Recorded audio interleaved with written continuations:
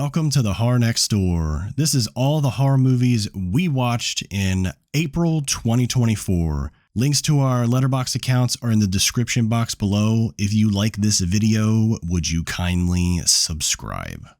Open Graves from 2009, which was watched on Tubi. The synopsis of this says that there is a board game and Eliza Dushku is in this. So basically those were the two reasons that I put it on. I'm not sure if it was getting ready to expire or I was just bored, but this movie was way worse than I could have anticipated. The relationship between the guy who finds the board game and the Eliza Dushku character was so rushed and awkward and weird. And that was just the tip of the iceberg as far as you really don't give a crap about any of the people in this movie. And if you don't care about these characters, you don't care about what's happening to them, which renders everything going on pointless. It had some of the worst effects and acting I've seen in quite some time. Now I can understand why, even though it had a cool title and an actor that I like in it, that I've never seen it before. I do not recommend this movie.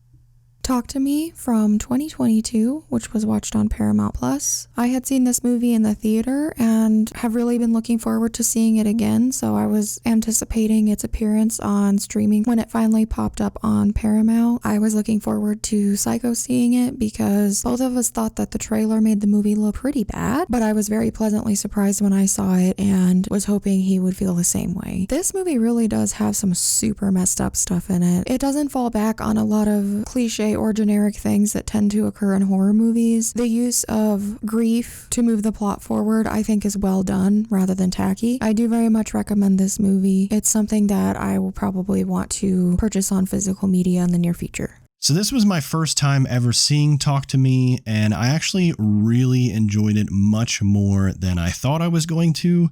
I'm not really huge on the A24 bandwagon as a lot of people seem to be. I feel like for me personally, most of their movies are just kind of average, right down the middle, but a lot of people think they're 5 out of 5s or 10 out of 10s of that nature. But I think out of all the ones I have seen, which at this point I've pretty much seen all the real popular A24 films, I think Hereditary is probably my favorite, but Talk to Me would probably be at number 2 on that list. The original trailer, or even I think the second trailer that came out, we were not blown away by the trailer at all, and we didn't really care for it. If you keep up with our favorite horror trailers series, we never talked about this film because the trailer just didn't make it look good. But the movie actually was pretty fun. The only complaint that I really have about the movie, honestly, is just there were some characters that I didn't really care for, but maybe it's just because it's modern day teenagers and I just can't stand them.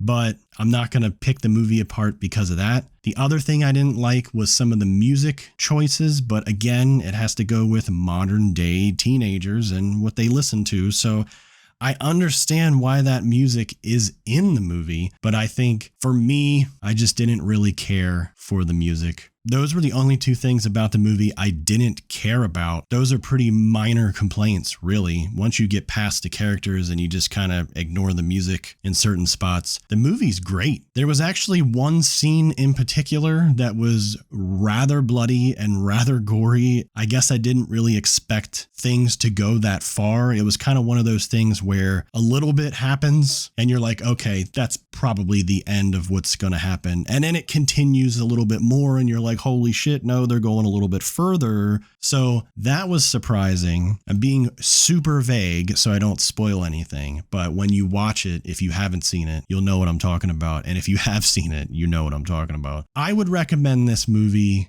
Check it out. One more thing real quick. They are apparently making a sequel to this film, and I really don't understand why this movie needs a sequel. I know that's not really much coming from me because I love Saw and I love Friday the 13th and I love Halloween and they have dozens of sequels, but I don't know. For a movie like this, I don't see a sequel, but maybe they'll surprise me. Maybe there'll be something cool worth seeing. Frames of Fear 3 from 2020, which was watched on Tubi. Apparently, this is the third anthology in the Frames of Fear series, which I didn't know existed. Tubi just had this in the recommended area. I just added it to the list. Based on watching the trailer alone, I thought it would be a good bad movie and something we might enjoy in an ironic way. But unfortunately, it was really as bad as it gets, in my opinion. I don't really recall enjoying any of it. I couldn't believe some of the storylines or effects or attempts at things going on in here. And honestly, I'm having a hard time remembering more than 2 of the shorts that were in this. So I do not recommend this movie. So this was just another one of those, hey, it's late at night and we're kind of bored and we're kind of tired. So let's just put on something random on Tubi, something that we don't really need to be fully awake and alert to enjoy. So we turned on Frames of Fear 3, never seen Frames of Fear 1 or 2, so cannot comment on those. I don't know, it's an anthology movie. If you want to check it out, go check it out. There might be at least one short in there somewhere that you might enjoy, but for me personally, I didn't really enjoy it. So for that, I do not recommend it. They from 2002, which was watched on Max. I always remember seeing this cover art in the video store, so it caught my eye when I saw it on Max, and then when I clicked on it and read the synopsis and saw that Ethan Embry was in it, I thought, okay, I'm finally gonna watch this. Definitely an early 2000s movie in every possible way. If you've watched a lot of late 90s, early 2000s horror, you automatically know what I'm talking about. It just feels a certain way. The way people dress, their hairstyles, the way they speak, just everything about it is definitely late 90s, early 2000s. And I feel like that's a huge part of why I liked it. I've been obsessed with movies all my life. Even if I wasn't sitting and staring intently at the television, I almost always had something on while I was doing other things. That's just how my sister and I were growing up. We're huge film fanatics, and that's just our thing. So that time period has a special place in my heart. Was when I really started completely understanding and investing myself in movies, because I was a little bit older and it was just a very formative time. I'm not going to say this is a good movie because it's not, but I personally enjoyed it for those reasons, and I've most certainly seen worse. So I do recommend it, but it's a loose recommendation. Stitch from 2013, which was watched on Tubi. This is another film that I watched simply because Edward Furlong's name was attached to it. I wasn't familiar with anyone else in the cast. I also put it on thinking it was going to be trash because I've been watching a lot of Edward Furlong movies on Tubi that turned out to be pretty unbearable, and almost all of them he was in the movie for like 5 seconds. I was very pleasantly surprised by this movie. There are some corny effects. It's clear that this movie didn't have some outrageous budget, but I think for the budget that they did have, a lot of the effects were really cool. I was so obsessed with all of the really cool lightning storms that were going on in this movie, even though when the characters were outdoors and running around and trying to get away from the storm and things like that, it was really obviously bad green screen. It had a real charm to it. It sort of also felt like more of a early 2000s movie than a 2013 movie, but again, that's a part of the charm for me. I also appreciated the fact that Edward Furlong seemed to really be putting some effort into this role, and that is not a cut down. I am a fan of his, which is why I watch as many things as I can with him in it, even though I think I mentioned in my Letterboxd review of this specific movie, anything he did after the year 2000 is always going to be questionable. I just mean to say that I was happy to see him doing a little bit more than, let me say, Intermedio or the Night of the Demons remake, where it's almost like he's not present and he's either completely overacting or just doesn't care. I didn't feel that way when I watched this. There are a lot of things going on in this movie. There's a really emotional aspect that doesn't really hit. I didn't quite buy the Edward Furlong character and his wife as a couple. There wasn't really a chemistry, and that's what the movie is about, is them losing their daughter and trying to get past that. But despite that fact, because there was so much crazy stuff and a really really freaky entity, which I guess maybe was supposed to be death. I'm not even 100% sure because the way they revealed and explained things was sort of going back and forth and a little bit choppy. I don't want to say I was confused, but again, I put this on pretty late at night thinking it was going to be crappy, and I ended up liking it. So I actually kind of want to watch it again. I definitely don't think this is for everyone. I think a lot of people would probably laugh at it or get annoyed by it, but I do recommend it myself. Static from 2012, which was also watched on Tubi, and actually had a somewhat similar plotline as Stitch, where we have a couple that has lost their child and they are dealing with the aftermath and grief related to that. Thank you, Horror Sage, for recommending this movie to us. We love checking out recommendations. For that reason, I am a little bit sorry to say I didn't fully enjoy this movie. I think what they had shown at the very, very beginning gave away the twist. At least it did for me. And I'm actually usually pretty oblivious and don't often pick up on what the twist is going to be. I didn't know it in full though. The way they explain why the woman and other people that show up at the house are there was not predictable at all. I think my issue with it was that it just moved too slowly. I felt like not a lot was happening and that the characters were making a lot of silly decisions that logical people would not be making in that type of situation. It definitely wasn't a bad movie and there were things I liked about it. It felt very dreary, like the filmic equivalent of A Rainy Day. So I did really like that part. Also, Milo Ventimiglia and Sarah Shahi did their jobs. They were serviceable. They are good leads. I just don't know if they had a lot of chemistry as a couple either. I would loosely recommend this movie. I think it would be a good watch for a casual gray day. So this film was pretty much right down the middle for me. I think based on the poster alone, going into this movie, really not knowing anything at all. I love masks. I love all that shit. And when I saw this dude standing here in this mask, I was like, fuck yeah, bring it on. It was nice to see Sarah Paxton again in a movie. I don't think I've seen her in a movie in a very long time. I think the last thing that I watched that I remember her being in was Shark Night, which is not a good film. It was also nice to see Milo Ventimiglia. He also is kind of sporadically in horror movies here and there. I know Hellcat is not a fan of his, but there's a few movies that he appears in that I like. He seems to always play kind of an asshole. So even in this movie, although his character is not a straight up asshole, there is like a little what's going on here kind of deal with his character. We pretty much both guessed how it was going to end. And even Hellcat said, why did they put all that stuff at the beginning? It kind of gave away the ending a little bit. So I feel like if they had taken all that stuff out at the beginning, the ending probably would have had a little bit more of an impact for us personally. Overall, I would recommend this movie. Go check it out. And thanks, Horror Sage, again for the recommendation. If you or anyone else have any more recommendations, leave a comment below and we will check it out.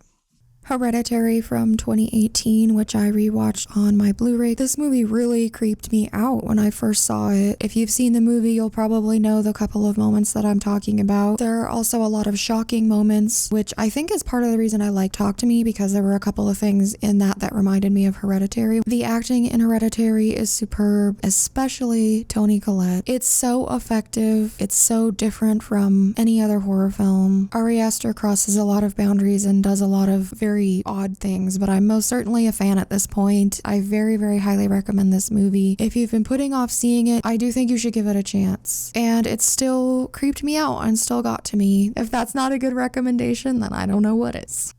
The Winter Witch from 2022, which was watched on Tubi. We got a little bit of snow again, so I wanted to watch a wintry movie. The poster also looks pretty cool, even though it's slightly cheesy. This movie, the only good thing really about it is the views of nature and the shots of the wilderness that they got, which are completely beautiful. Everything else about this movie was a mess. It was poorly acted, poorly edited. The story was so boring. It was dragging. Nothing happened until the very, very end, and then when something did happen, it was just a roll my eyes moment. Unfortunately, I cannot recommend this at all.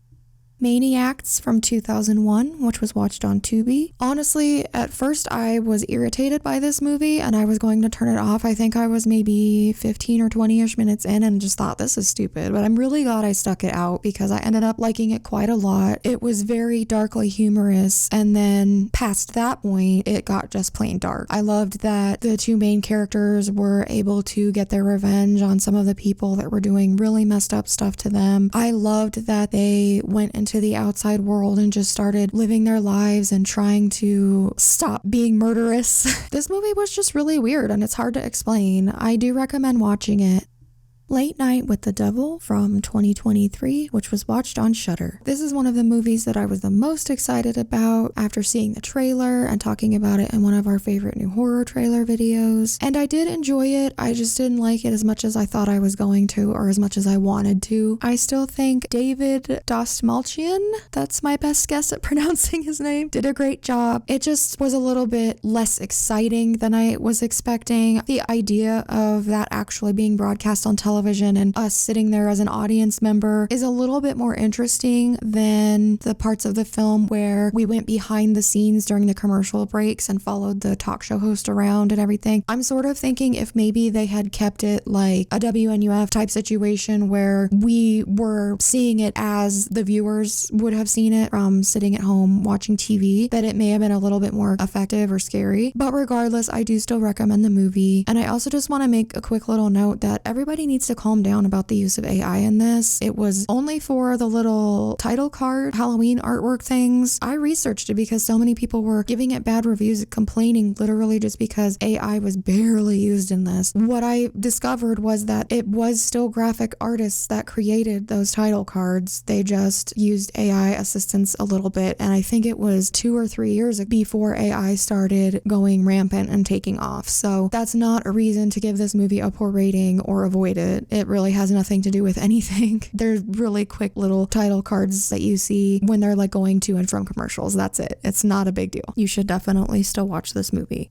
So I will admit that every once in a while, a movie comes along that gets me very hyped and very excited. And for me personally, being a physical media collector, I love buying movies on Blu-ray and just owning them and having a physical copy of it that I can hold in my hand and I can put it up on the shelf. So when that movie comes around, I also get excited at the prospect of like, hey, this might be another great movie that I can buy on Blu-ray and put it up on my shelf. Late Night with the Devil was another one of those movies. I was super excited for this, super hyped, and was really hoping it was going to be really awesome so I could run out and buy a copy of it. So what I was hoping would be a 5 out of 5 solid film really just left me a tad disappointed. Honestly, when the movie began, I was really into it. I really liked everything that they were doing. I liked how it was in color during the broadcast, and then when it goes to a commercial break, it goes to black and white. And obviously, being a Halloween lover, I really loved the idea that it all took place on Halloween.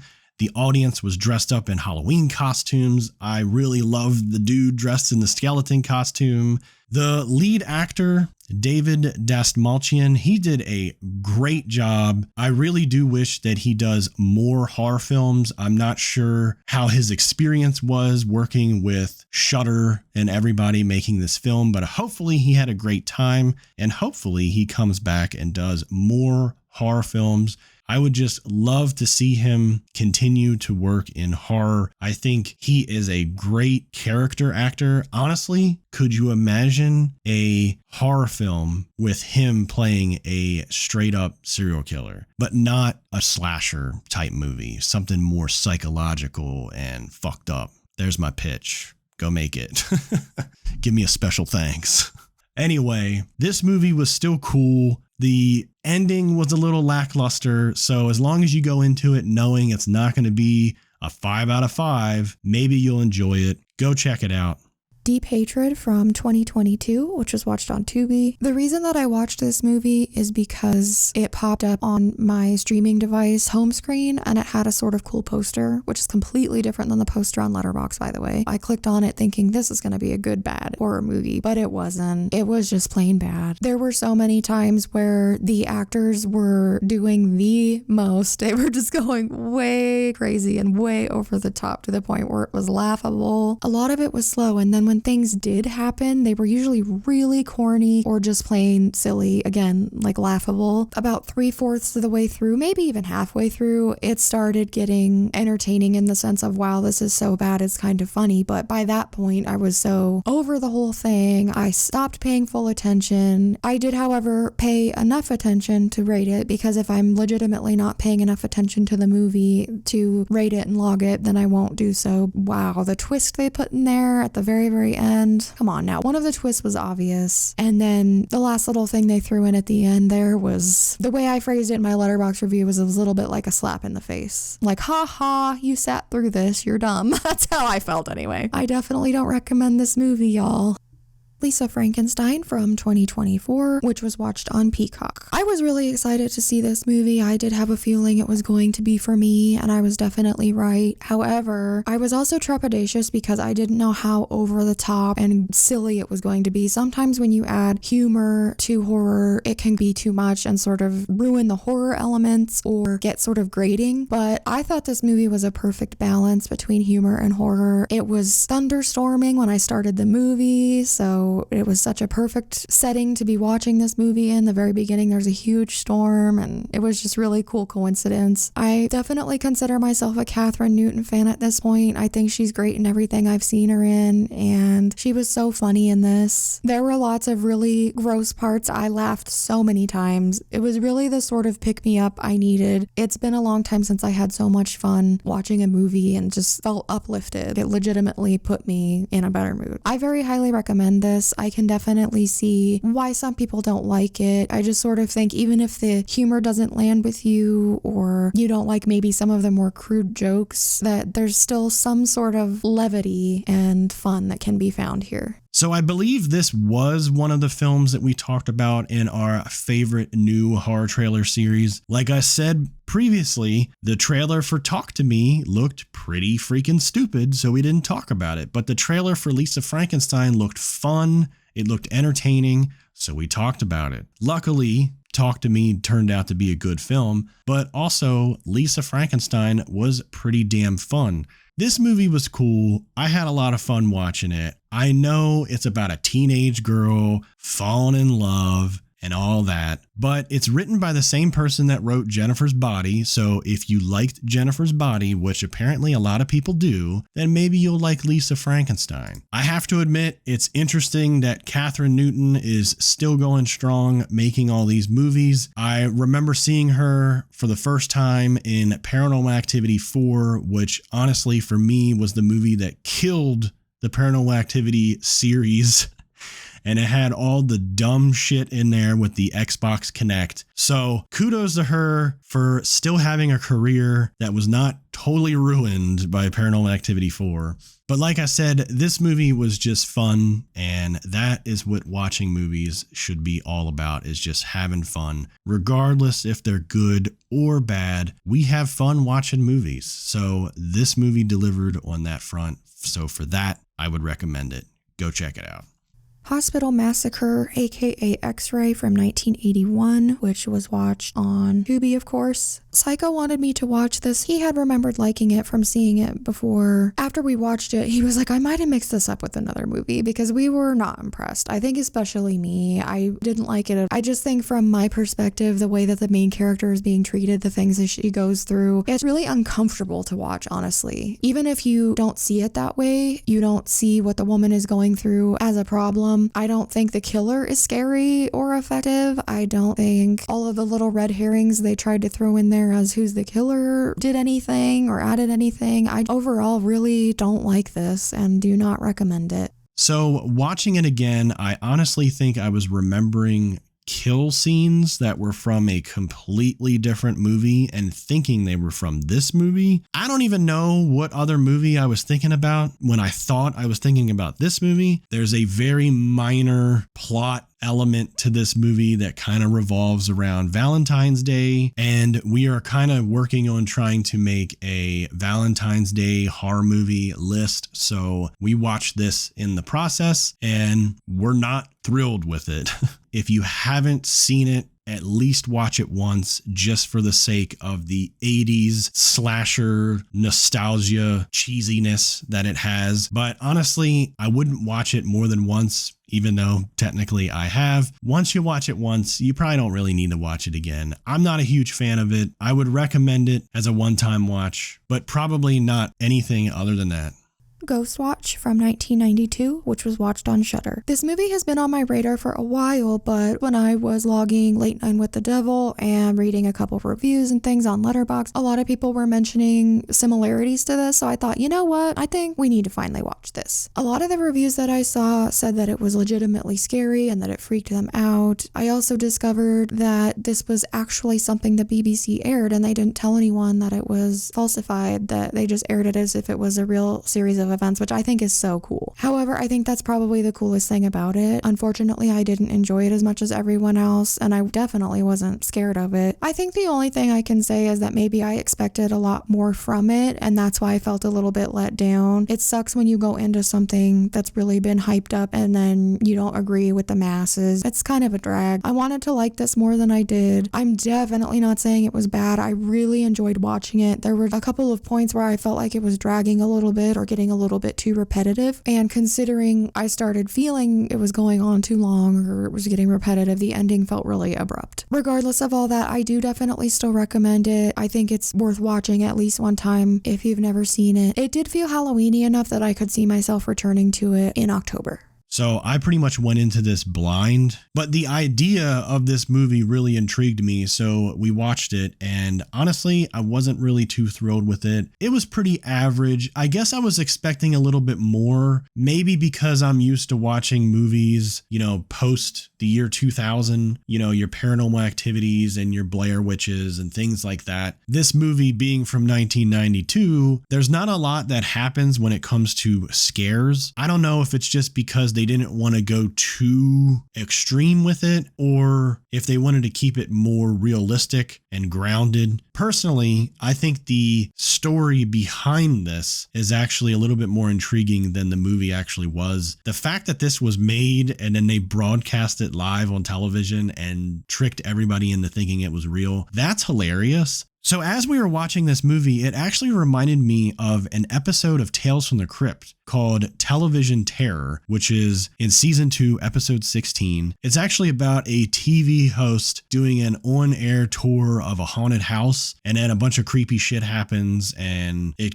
goes to shit, obviously. But when I went and looked up the episode, it's funny to find out that the episode actually aired in July of 1990, and the Ghostwatch movie came out in 1992. Kind of curious if maybe the writers or producers of Ghostwatch got any inspiration from this Tales from the Crypt episode. If you do like Ghostwatch and you've never seen the Television Terror episode of Tales from the Crypt, go check it out. But like I said, I would at least recommend it for a one-time watch. Go check it out. As always, we thank you so much for watching. Leave us a comment if you have any horror movie recommendations, and we will add them to our watch list. Until next time.